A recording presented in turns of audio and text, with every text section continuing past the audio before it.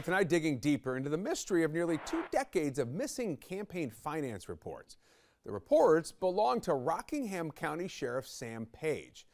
He was first elected to his office in 1998. Now, state law requires a candidate's campaign finance forms to be kept the entire time a public official is in office.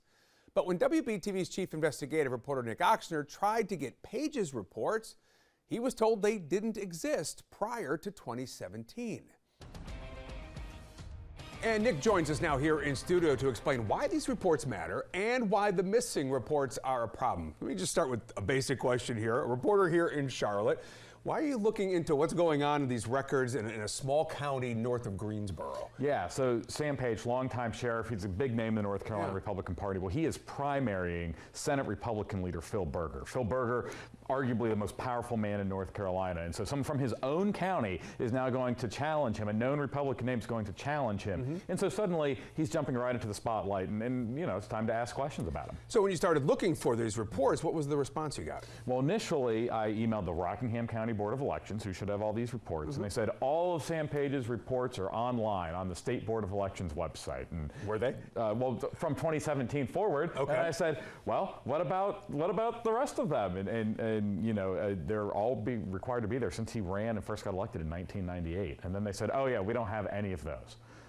Do we know what happened to them? Were they destroyed? And you can't do that, can you? We don't know what happened to them because everyone seems to think, oh, we don't know. It's important to note the Rockingham County Board of Elections staff is all new since 2020. So since these records have existed, they've all been there. So we don't know. But it is a crime in North Carolina to destroy public records. The retention schedule says these records had to be kept. They don't appear to be there. Even though no one will yet say they were destroyed, sure seems like they were destroyed, otherwise they'd been able to give them to me. If somehow that does happen, is there something that's supposed to then be step 2 if the records go missing? Well, yeah, they are a crime. Destruction of public records are a crime, and so there should be a prosecutor called in. They should probably, in this case, ask for an SBI investigation, since otherwise you could call the sheriff, but that would be the sheriff. The sheriff, by the way, tells me, Page himself tells me that he has always filed his campaign finance reports and that he would be happy to do anything to assist in finding the reports if they are missing. When I followed up to ask him which actual reports he had filed and if he had a copy, he didn't respond.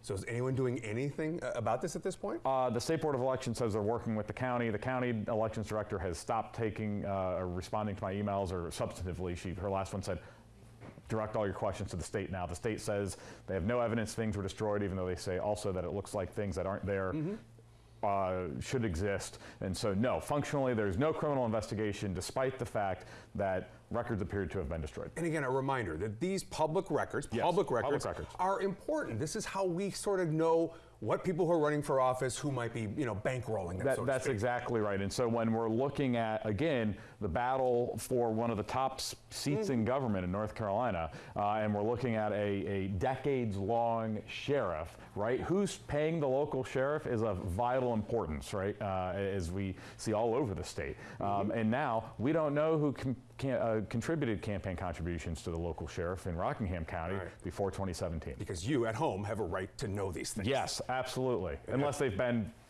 missing somehow. And that's something we're still asking questions about. Yes. Chief Investigative Reporter Nick Ochsner. Nick, appreciate you stopping by as always. You can read more about this right now. Just head to our website, WBTV.com. All right, turning back.